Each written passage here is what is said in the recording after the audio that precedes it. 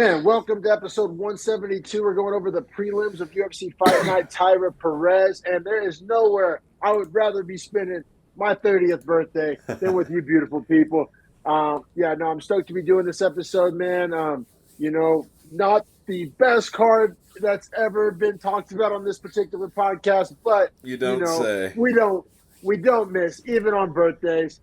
Man, let's dive right in here. We got Nate Maness taking on Jimmy Flick. And man, Nate Maness is like better than we think of him as kind of just like, oh, he's kind of a roster filler or just, a middle of the road guy. In a lot of the ways he is, but man, you pull up his Tapology, I mean, what his record's like, 16-3 or something? Yeah, One of those 16-3. losses is the Umar. And Ulan is his other loss. And I think the Ulan one, I think he got caught in like a standing guillotine, if I'm not mistaken. Yeah, I think that is what it was. Nate Maness' resume on paper, pretty impressive. 5'10", pretty big for the new flyweight weight class. Used to fight at bantamweight. But, Vegas was all over this one. Finished at minus 675. I had this on that bullshit parlay as well, minus 550. At least I got on it. So it seems like value in hindsight. Taking on Jimmy Flick, like plus 490, known for submissions, but also known for having terrible striking. And this fight was kind of snoozy, but only because Maness just had a very clear path to victory. Like, one of those things, like, as a spectator who was watching at home, was this my favorite fight? Nope, sure wasn't. But if I was Nate Maness' friend or brother or coach, my favorite fight ever. He just did what he had to do, didn't really put himself in danger, got out of there, collected the win bonus. You would like to see, as far as career trajectory go, like Nate Maness kind of put away a guy of this caliber. Like, we both kind of consider Flick a can, which does pain us to say as Oklahomans, but, got to call a spade a spade. And Nate Maness, like, all right, if you can just get a first-round highlight and KO, but also, like, if you're Nate Maness and you're trying to, go for the flashy win and you get caught in a flying triangle, you seem like an idiot. So, he takes the kind of quote-unquote easy dub here, and I don't really have too much more to say other than that. Yeah, this to me just felt like almost like Michigan this year when they ran the ball just over and over and over.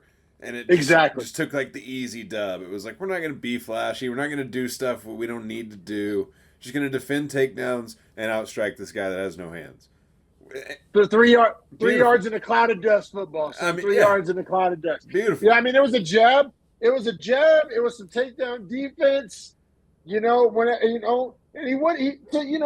had the good sub defense too. Flick tried to, do a Von Flue attempt in the first round, try to guillotine attempt in the second round. None of it really worked. It was just jabs and takedown defense, and the simple game plan allowed him to be in position whenever the takedown would come, which allowed him to defend the takedown successfully and kind of avoid those kind of scrambles or scenarios where Jimmy Flick can find some success. So, like I said, as a fan, was it my favorite fight? No, but I bet Nate Maness' girlfriend and coach loved it. Yeah, I was gonna say for him, it was his coach had to have loved it, right? Like, game plan tremendous. Did you score the first round to Flick? I did not. I went 30-27 Maness. I didn't, and I didn't have it close either. Fuck that takedown and fuck that Von Flue attempt. Like, he got pieced up. Like, that shouldn't have even been. Like, I didn't have the word close in my notes. It's ridiculous that a judge gave it to him. I agree. I just wanted to, because I was honestly. I'm glad you brought that up. When I heard the scorecard, I wondered which round it was, because I honestly thought none of them were close. So I figured it could be any of them. You know what I mean? Yeah, I agreed. I don't have the word close in my notes literally at all. I found this fight very easy to score. It's kind of wild. But yeah, Nate Maness gets the win. The thing is, though, it doesn't really do anything for his career at all, and he's just stuck in no man's land in these flyweight power rankings. I have it at 21. I have him, pretty close to like Josh Van and Charles Johnson and Matt Schnell and O'Day Osborne and guys like that. Like, the thing about Nate Maness is I think he can go with about any of these guys, but like, would he for sure beat all of these guys? Like, also no, you know what I mean? It just like depends on the matchup, depends on the day. Like, he's kind of a real roll the dice kind of guy against fighters of his own ilk. Like, maybe he's the definition of a koozie because he will for sure beat the Flicks of the world, but like, can he go? I think he's really high. I think he's really high floor, super low ceiling. Well, and in fair, like I do have him slightly outside. I have him like a tier and a half above Kuzi. So I have him like a tier and a half above Kuzi. I think that like sums it up though. Yeah. Like you're right. Solid Kuzi was a little unfair. No, he is a solid guy. And yeah, I think I think he very honestly, good record, I think, good frame. I think out of all the guys that you named around him, he has the least name value, which sucks for him. I think that's the biggest thing working against him is that his fight style is just kind of, win however necessary. He's pretty good at mixing martial arts. So if he needs to get a takedown here or there, he can do that. Mostly he wants to outstrike you and defend the takedowns, which he's also good at. I mean, he's pretty well rounded. He just wins in a boring fashion. Exactly, and it's really hard to shovel fuel in the rocket ship and say this guy's a world beater and can go to the moon because, like I said, on any given day he can probably go with those top 10 guys. Right. I don't think he would look outclassed, but at the same time, it's just hard to be bullish and stick your chest out and be like, Nate Maness is better than these guys. You know what I mean? But would you be stoked to hear Nate Maness, Ode Osborne on a card? I don't know if that necessarily gets me going. If it was on a prelim, I would be like, this is a pretty solid prelim. I think it's gonna be on a fight night main card. Yeah, exactly. And he's gonna have to take the long road. He's gonna have to take the long road. Bilal Muhammad stacked 8-9 wins in a row in order to get taken seriously. Good comparison. He has a Bilal Muhammad style. That's a great comparison. He fights really behind the jab, defends takedowns well, and can get a takedown or two if he needs to ice around with it. Good cardio. It's not like we've ever really seen Nate Maness really tired. Solid comparison. Nice find right there. Yeah, for sure, brother. But yeah, let's keep it pushing here to the fight that Dana White thought was fight of the night. But disagree. Just the caliber of fighter, man. We got Carli Judice, who is 3-1 coming into this one, plus 140 dog, taking on Gabriella Fernandes, minus 165, who was in my can tier. So this was a no bet for us. We had can versus 3-1 debut. That is the definition of don't touch it with a 10-foot pole. It wasn't really a competitive fight. I just personally thought that Heiston Armfield was a more entertaining fight, which I think fight of the night, entertainment is a factor there. But I mean, I think we got to go round by round here, basically. Granted, I thought 2 had a clear winner and 3 had a clear winner. I do think it comes down to how you scored 1. How did you score 1? I scored 1, 10-9 to Judice. Me too, man. I thought she won the second half of the round. I think the significant strike numbers were in her favor, if I'm not mistaken. Now, Fernandes definitely got off to a hot start, won the first half of the round, and you could argue won the damage battle. It really was kind of a quality versus quantity, but also kind of Fernandes started hot, kind of fizzled out. Judice was able to keep up the volume more sustained over the course of the round, but didn't really have any flashy moments in the round. Kind of, pretty subjective, I'll be honest. I don't really know if there's a wrong way to score this round, but we both happen to land on the side of Judice. I think that counts for something. You know what I have in my notes about Judice is that her style is a lot like Nate Diaz meets Dustin Poirier, which obviously she trains with Poirier, so that's why she did some of those same things. But that's cool. her cardio and just her toughness, honestly, and then her willingness to stand in the pocket and throw long combos while eating strikes, she kind of felt like a Diaz, but moved like a Poirier. I like her style. I don't hate her moving forward as far as entertainment value. I think she's going to be a fun fight against a lot of girls. She defends takedowns pretty well. Seems like she's pretty strong in the clinch. Frame. Right? Knows what she's good at, too. Throws knees. Now, that all being said, in round 2, she was taking bombs. I scored 2 to Fernandes. Me too, and it's weird because round 2 kind of looked like round 1 as far as Fernandes getting off to a really strong start, but I just didn't think Judice had the sustained success that she had in 1. Fernandes did fade a little bit, and that'll be something to remember about her going forward. She starts rounds really aggressively and then kind of fades as the round goes on. And by 3, you could tell she was pretty gassed. After the first minute of round 3, Fernandes was gassed. A cardio machine by any stretch of the imagination for Fernandes, but I thought she was able to do enough at the start of that round to win her the round for sure. So we both had 1 to Judice, 2 to Fernandes. And I assume most people gave 3 to Judice. Like you said, Fernandes was pretty much gassed, so that would make Judice the fresher fighter. The significant strike numbers were up. She started attacking the body, which is smart to do, and you have a gassed opponent standing in front of you, so showed a little fight IQ there. I thought Judice kind of got screwed on this decision here. Did not love this decision. Yeah, I couldn't agree more with you, man. So 2 judges scored 1 and 2 to Fernandez, and all 3 gave Judice 3. Like, I get it. I see how it. you arrived there, but, like, I don't agree. I thought Judice, I mean, she outlanded her like 41 to 26, and you can argue damage may be lost, but I just thought winning the end of the round and having that much volume, it kind of diminished the power level that I was perceiving from Fernandez because Judice is able to tolerate it so well, if that makes sense.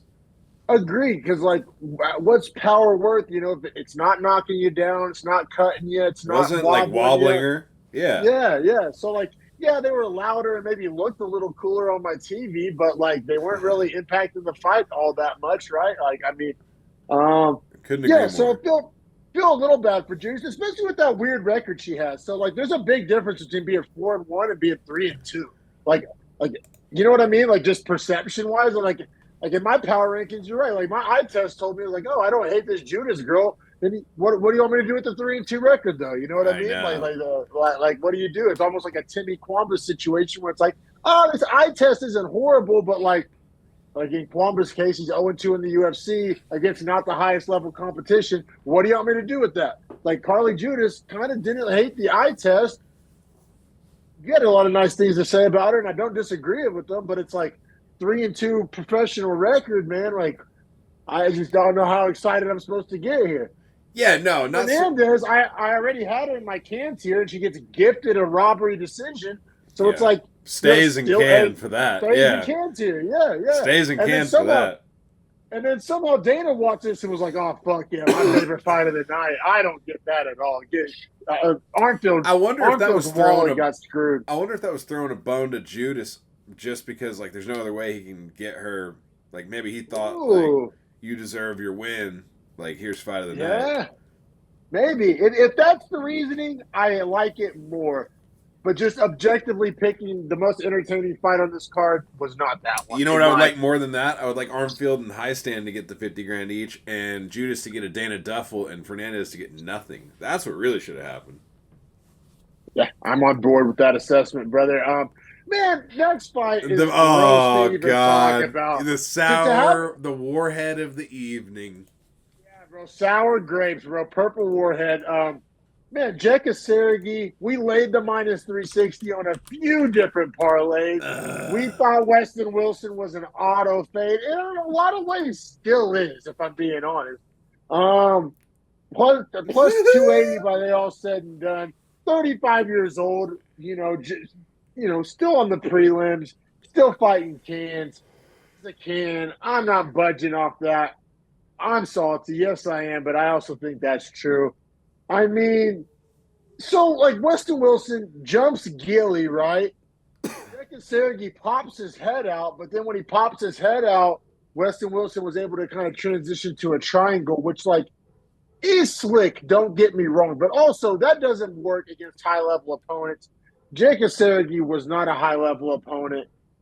I mean, Westin Wilson made chicken salad out of chicken shit, but, like, I'm not going to sit here, and act like chicken salad's a fucking, ribeye steak here. Like, I'm still out on Wilson. The only difference is I'm still out on Seragih, too. I guess this is one where, and we've talked about fights like this before, and you mentioned it more than me, and I got to own this. I kind of talked you into Seragih a little bit, but, like, you were saying on the betting episode, like, I don't know if Seragih should be -380 over anybody on the roster. And that was the accurate assessment. I got to give you your flowers there. I appreciate it, although I bet it twice, so don't give me too many flowers there. Maybe a black rose for my funeral. Yeah, this all came down to fight IQ, because Seragih's the better fighter. He just fought a dumb fucking fight. And I'll continue to say that every week. Like, he was just swinging for the fences, and Wilson, I guess, had told the commentators in, like, the fighter interviews, like, yeah, I'm going to submit him. Because he just knew, like, this guy's going to swing wild. I'm going to be able to get in close to him, trip him, and submit him. Yeah. Seragih's too reckless. He's just too reckless. Too reckless. And Westin Wilson's a lot of things, but like dumb is not one of them. Like he's like a cerebral Absolutely. fighter. Like that was the actual stylistic matchup is cerebral fighter versus fucking brawler. Versus, yeah, you're right. And which we didn't pick up on, and that's our fault. Yeah. Just like, I mean, even after this, I still have Westin Wilson at, 65? Like, it's not like I'm high on him. Oh, yeah, no, this was 66. this was a full matchup thing. In all honesty, yeah. which and also I think the only two bets here were Seragih TKO and Westin Wilson sub. In all honesty, and that's what Michael had said was the Westin Wilson sub was something he liked, which I was amazed. I couldn't believe it when he had said that. And now in hindsight, it's like it makes sense. Yeah, man. Just 35 years old, man. Wilson's still at the bottom of the division. I don't really know. Oh, fully out. Honestly, like, pretty out on both guys. Like that's the unfortunate. Pretty out on truth. both guys. Yes. Like if Seragih is fighting another guy that likes to brawl it out, like maybe we can bet the under. But as far as betting on Seragih or betting on Wilson, basically, it'll be a no for me. I don't know, man. If I keep talking about this fight, it's just going to sound like I'm crying about losing my bet. So I don't have too much else to say. Yeah, I don't really either. And that's like the unfortunate theme of this card for me is that like a lot of these just like are fights that's like who cares? Now this next fight was super fun, and I did learn a lot about both guys. Yeah, man. We got Melquizael Costa minus 205 taking on Nuerdanbieke plus 170. We got him as our dog of the week at plus 165. And you know what, man? There's been a lot of shit I've had to eat of our bets. I don't regret this one that much. Like, yeah, Nuerdanbieke did not look great. I had him up 2-0. Granted, they were very, very close rounds, and I could definitely see it being 1-1. But I mean, Nuerdanbieke was doing just fine. All the judges had it 1919. I, as a hopeful Nuerdanbieke bettor, had it 2018. Albeit, I thought two very easily a Costa round, which it ended up being. But yeah, exactly. Like I thought in round two, probably Costa edged out the damage battle, like barely. But I thought that, I thought Nuerdanbieke was winning the scrambles. He got the takedown. He got the reversal. He had some control time, but literally no damage at all. And that was Nuerdanbieke. Like, we got to make a note next to Nuerdanbieke. He's a nut hugger, right? He's a lay and pray, crotch sniffer. Like, zero attempt to give off damage. Well, we also have to note Melquizael Costa, extremely active guard. Because he was throwing Nuerdanbieke's hips back with his legs every time he tried to advance. He'd catch him with a butterfly and throw him. Yeah, man. And Nuerdanbieke was getting takedowns and he had some top control. I mean, in round one, he got 3 takedowns, 3 minutes of control time, but just hardly any damage at all. Wasn't even attempting damage. Also, just straight curled his way out of a Kimura. That was wild. This was full on strength or a strong wrestler versus a technical jiu-jitsu guy. Honestly, it played out exactly like that, right? Like by the third round, the wrestler was tired. The jiu-jitsu technique guy wasn't tired because he was using technique, not strength. And guess what? He got a sub. I mean, there's a reason why wrestling matches ain't 15 minutes, right? I mean, you know that being a former wrestler. Bingo. Basically, even the best guys in the world can't do it for 15 minutes straight. And that was Nuerdanbieke's strategy. Which is it didn't happen, bro. Nuerdanbieke, if he would have tried to get some damage off or take the back or get to full mount, he just would not advance position. He would get these takedowns. He would work really hard for these takedowns. He'd spend a lot of his gas tank on these takedowns and then do fuck all with them. It's congratulations, you played yourself. You know what I mean? That's exactly what it was because he was working harder on the ground to be on top than Costa was to be on his back. Yep, and then eventually the pendulum swung, and Nuerdanbieke was too tired. Like I said, I still don't hate the bet. It wasn't terrible. It was there at plus 170, and us saying that 2 was for us close. I mean, none of the judges gave it, but had one judge given it, I would have felt good about it. I mean, in hindsight, 19-19, and then probably going to lose the third. He loses 29-28, but plus 170, 29-28, that wouldn't be terrible. Worth a shot in the dark. Yeah, worth the plus 170 sprinkle. Now, A minute and 50 seconds into round three. Well, was that we referred to as a switch? What Melquizael Costa did, he kind of reversed the single leg. Was that called like a switch, right? Yeah, exactly right. Yeah, so Yeah, yeah. kind of reached back, got the single, worked his own way in on the single to release his waist, and then worked his way to the back from there because Nuerdanbieke was so tired he kind of just fell forward and gave his back, and then Costa rolled him over, got the body triangle, threw an arm across, got the tight. I mean, the choke was really around the, wasn't even under the neck really. I mean, kind of right over the edge of the chin. Like you could argue it was on the neck, but I think it was just Shayilan Nuerdanbieke exhausted. He was done. He was done for sure, man. And yeah, definitely fading him moving forward too, just because like lack of damage, just lack of killer instinct. I moved him all the way down to 60 in my power rankings. That being said, I have Melquizael Costa at 59. I don't think he's that good either. I mean, I didn't think he was good going into this fight. That's why I bet against him. I still don't think he's that good. I thought Nuerdanbieke fought, not even a bad fight, just like a bad game plan or a poor execution if he did have a better game plan. Just the getting on top and doing absolutely nothing, like, and then getting finished in the third round and gassing out. Like, it's just like poor execution, poor strategy, whatever you want to call it. Nuerdanbieke is a strong son of a bitch and a good wrestler, but that's it. I could see the UFC cutting him or using him as a feeding for a guy that because Nuerdanbieke has like one path to victory only, and that's getting on top and just controlling a guy that can't get back up to his feet and doesn't have good off his back jiu-jitsu to threaten submissions. So with that in mind, it's like you give him like a young jiu-jitsu prospect that's like hot shot contender series kid, or you give him a guy that has good takedown defense and dynamite hands. I mean, you know what I want to see? I want to see Nuerdanbieke versus Dulgarian for the battle of the shitty gas tank.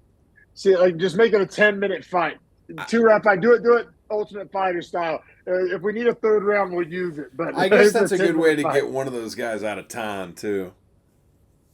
Yeah, the anti-gas tank battle. But yeah, man, I guess we can keep it pushing here. To the curtain jerkers here. Josephine Knutsson, 7-0 coming into this one at -205, taking on Julia Polasri in her debut, +170. We didn't bet it because, it was a 7-0 girl against a debut. Not a lot of sample size there, not a lot of data points. And then this is a classic situation here where it's probably in the wrong sport, bro. Her striking looks world fucking class, but her grappling is dog shit, bro. Like, karate combat might be in her future or something. I don't know, because, like, striking looked so good on the feet. Quick, sharp, explosive, accurate, well-timed, good footwork. Like, the compliments could go on and on and on and on and on and on and on. But as soon as it hits the ground, I mean, we're talking white belt city. You know what I'm saying? Yeah. Not to mention the illegal up kicks that she was throwing every time. That was the most absurd off your back strategy, just trying to lose a point. Like, how does that make sense? Yeah, I mean, how did you score round one? Because I thought, Knutsson won the vast majority of the round. The thing gets taken out at the end of the round, and to Polasri's credit, did not take a playbook out of the Shayilan Nuerdanbieke and actually got off some super good ground and pound and, like, debatably stole the round. I thought Knutsson kind of did enough and kind of built up a big enough lead. But, man, Polasri was in that rearview mirror coming in hot, towards the end. Yeah, so I had Knutsson winning roughly 4 minutes and 30 seconds of the round, and then Polasri winning like 25 seconds. That 5-second transition window there, but like Polasri did a lot with her 25 seconds, but I just didn't know if it was enough to outweigh the 4 minutes 40 that Knutsson put together. Exactly, I feel the exact same way. And then I gave Polasri 2. She was able to get the takedown, advance the position. That's whenever the illegal up kick happened in that round, which was bullshit. No point taken or anything, right? Yeah, no point taken. And also the way Knutsson survived this round was pretty wild. Like, just got a figure 4 on the head only with her legs and held it. Didn't have any arms, so there was no choke. But, like, there also was no threat of damage, so kind of just sat there for, like, 40 seconds and survived from what was a pretty bad position for her. So, good on her for that. Yeah. Still lost the round, in my opinion. And then, round 3, once again, starts the round really well on her feet, wins probably like the first 3 minutes of the round on her feet. To her credit, though, in the third round, did seem to kind of like show somewhat signs of life on the ground. She got that reversal, so The I thought reversal that is what saved reversal, the round for her because literally, the round's literally, absolute 50-50 if Polasri's on top for the last 2 minutes and does good ground and pound, which she was starting to unload ground and pound when she got reversed. So agreed. good Yeah, on a thousand Knutsson, percent saved her agreed. the round, saved her the fight because it is 29-28 unanimous, and all the judges agree with us. Same scorecards, 1-3 to Knutsson, 2 to Polasri. But yeah, and then it's kind of hard to power rank Canucks. I mean, this does move her to 8-0, which nothing to sneeze at really. But it's just like it's going to be so matchup based with her. Like if they give her a striker, she'll do good. Give her, where she probably won't do good. I mean, it really sounds like an oversimplification, but like, I'm sorry, like Jillian Robertson, I'm taking the under. I'm taking the first round sub. I'm taking the win by sub.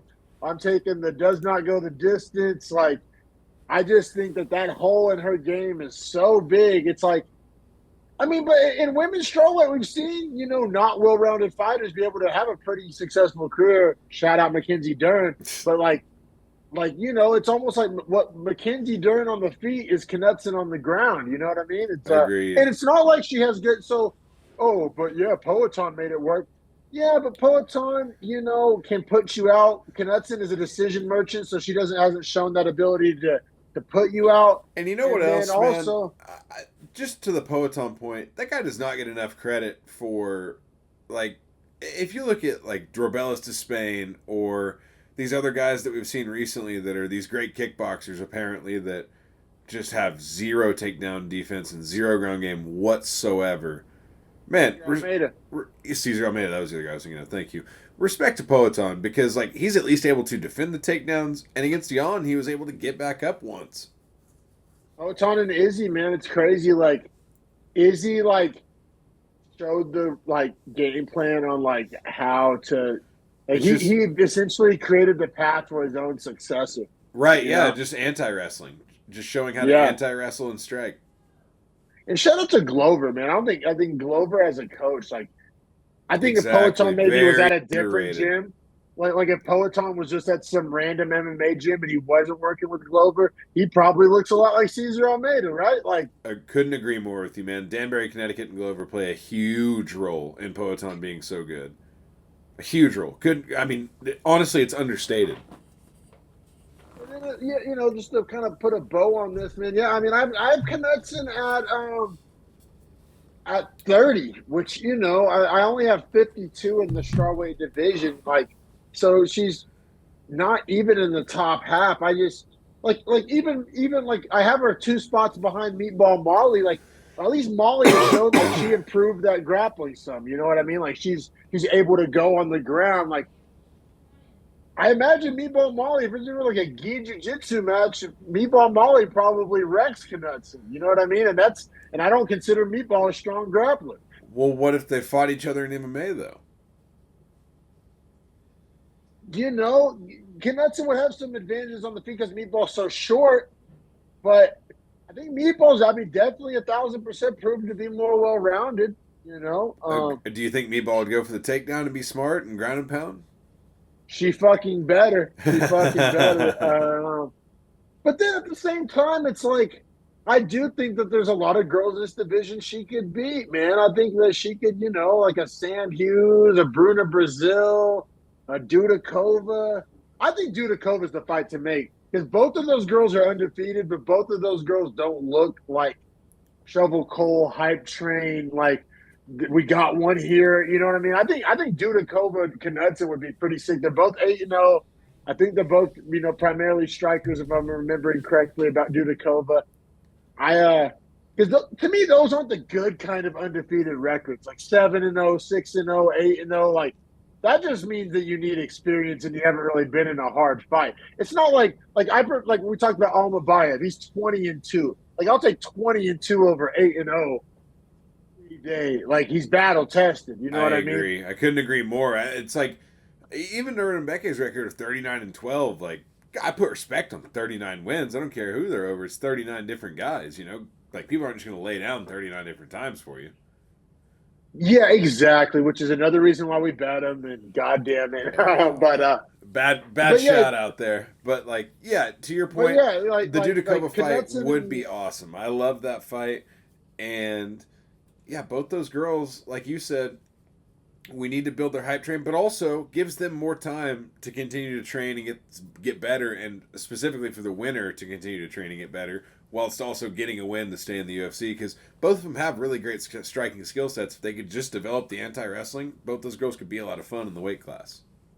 And like, I mean, another girl that has a striking background but seems to figure it out and apply it to MMA better, like a Loma Lookboonmee, like an actual Thai, like a Thai fighter, like straight up from Thailand, Muay Thai background, very limited, but like even she's shown more on the ground than Knutsson has. You know what I mean? And that's what's allowed her to have success. Yeah, exactly right. She's shown the ability to reverse position on the ground and also defend takedowns here and there. Yes, exactly, man. So yeah, just overall, man. I mean, not my favorite card. What next week is Saudi Arabia, right? Yeah, next week Saudi Arabia, which is a real cock tease now. Yeah, and what we're doing the betting episode on Thursday, right? Yes, sir. Yeah, a couple days from Have now. it up, have it up for you for Friday, so you can get to the sports book on time. It's looking like, I mean, quick look ahead here to next week. I like Whitaker minus 155 right now at ESPN Bet. Let me see what he is at Caesars, because that's what I actually would give a shit about. Also, do you know the owner of Caesars is Gina Carano's dad? Did not know that And at all. he lives in Reno, Glenn Carano. Really? Yeah, which is why Caesars Sportsbook is, or like the Peppermill Sportsbook is so sick. Is because I Yeah. think that's where he Wow. goes to watch sports. Dude, I can't wait to go there with you, dude. The Peppermill Sportsbook, I keep describing it like a movie theater, but it's even better. Like the screen's like curved in the corner of the room. It's almost like VR, but like not VR. Like Bro, it's of like a course the owner of Caesars like would like have something like that set up for him in his home city, just secretly. yeah, no, the Peppermill Sportsbook is fire. I cannot wait to watch. What is it going to be? Sanhagen Nurmagomedov there? Yes, sir. Yeah, during the Yeah, day as well. That's a daytime card. it's going to be really So get sick ready too. to be pissed drunk by 5 or 4 p.m. Reno time. That's the time it'll be over. Yeah, no, and we'll pay an arm and a leg for it too, because as sick as the sportsbook is, you're looking at like $9 IPAs and shit. But yeah, well, it'll be worth it. It'll be sick. We'll get it back. We'll steal it back from the books. We'll steal it back. We'll Robin Hood the books there. But yeah, so you like Whitaker next week? Oh, you know what we didn't even mention, bro? Pavlovich Volkov. Yeah, Woo, now hear me that's out. fire. I like Pavlovich. I don't know if I love him at the number minus 225. However, Pavlovich by TKO minus 140. Don't hate that. That is the only way he wins this. It doesn't go to decision. Minus 255 on the money line. 225. Minus 225. Yeah. Parlayable. I do love Pavlovich to win. All right, real quick look ahead. First 4-star of the week is I like Naimov over Bagdasterian. I like what's Naimov's money line right now? Oh my god, I thought you said Gaffarov, my bad. Naimov over Bagdasarian, Muhammad Naimov minus 135. Dude, I'm loving that. I'm loving that. So, I said, betting episode dropping a little bit late this week. It's probably going to drop around Friday. So, quick look ahead, early look ahead. Haven't been able to get talked out of it by Harrison or anything yet, but as it currently sits, I'll give you a little look ahead nugget as a reward for watching this much of the prelims video. You're a real one if you watch this whole video. So here's your reward. Naimov minus 135. I currently have as a 4-star. Seems like a lot of value to me. I'll give you another little nugget that I have personally. Kung Ho Kang. Probably my dog of the week. Really like him over Gaffarov. Like, he's really a dog? Like him. Yeah. He's a dog? Plus 140. 3-star right now. Yeah, bro. that's what I have him at as well. But Plus I might 140? put it as 4 because if you look at Gaffarov's history, he loses to good fighters and beats cans. Yeah, the only question is Kang a can or a good fighter? But to your point, He's getting I a little think old. He's right in the 36, but I think he's still on the side where we can bet him here, especially at plus 140. ooh, we get Fakhretdinov Dalby. That's a sick fight. I'm nervous for that because if Dalby can survive, he could he could do the same thing that Facardino Well, had happen against Eliseo Zaleski dos Santos, where he loses 10-8 in the third.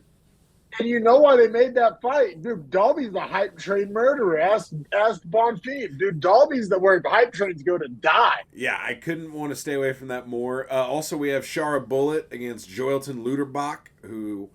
Joelton Luderbach, not even the the highest ranked German middleweight. So I'm so mad they made that fight. Dude, there's a million guys they could have matched up Shara with. They're trying to do this but I will say, bullshit. Shara -240, I don't hate it. Parlay. Oh, no, Parlay City, for sure. 4-star Parlay City. Also, Johnny Walker, Volkan Oezdemir, straight pick him every single side I see. -110 across the board.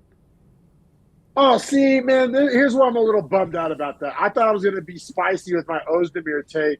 I have it only as a 1-star, but at -110, they're basically agreeing with me. So I don't really see value there. I thought I was going to be able to sneak some Oezdemir, Oezdemir dog value there, but apparently Vegas is seeing it the same way I am. Yeah, I also think Hack Paras -230, maybe parlayable against Jared Gordon +190.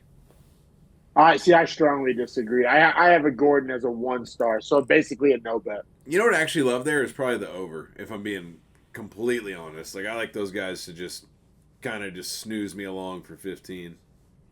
And then Gastelum Rodriguez is super hard to kind of handicap as well. You got Rodriguez coming off the suspension. He's like getting older, 38, 39. Gastelum, we think about being old because he's been in so many wars, so there's a ton of mileage on him, but technically younger. And it has a bunch of L's, but they're all to guys better than D-Rod. You know what I'm saying? Like that's probably a stay away fight for me. I do like Gastelum, but like there's so many like X factors, right? So many question marks on that one. Like D-Rod's had some time off. He had to get off whatever bad substance he was taking. Getting older, wasted a lot of his prime. I will say this. Kelvin Gastelum has a crazy chin, so I don't see D-Rod finishing him because D-Rod doesn't have the most power. Pretty good volume striker, though. And D-Rod coming off the head kick knockout to Ian Gary, too, before the layoff. Right, and so I wonder if this fight doesn't just go to decision or if Gastelum doesn't get a TKO, which Vegas honestly agrees. The decision Gastelum +105, terrible value in my opinion. Gastelum by KO, TKO +330. So they agree. The over-under right here as well. That might be interesting. Oh, yeah. To take up peaks. Yeah. I got you. Over 2.5. Over -260. So Vegas is all over it. They think it's going over as well. Yeah. Gastelum by decision +105. Like, that's pretty not great. Am I insane for kind of liking the over 1.5 at +120 from Pavlovich Volkov? Yeah, like I can see Volkov like being smart enough to survive a round and a half. Yeah. Or not, though. Or not. Yeah, it's because Pavlovich. Here's the thing for Volkov is why is he able to survive against like Lewis and those guys so long? Because he's so much taller and longer.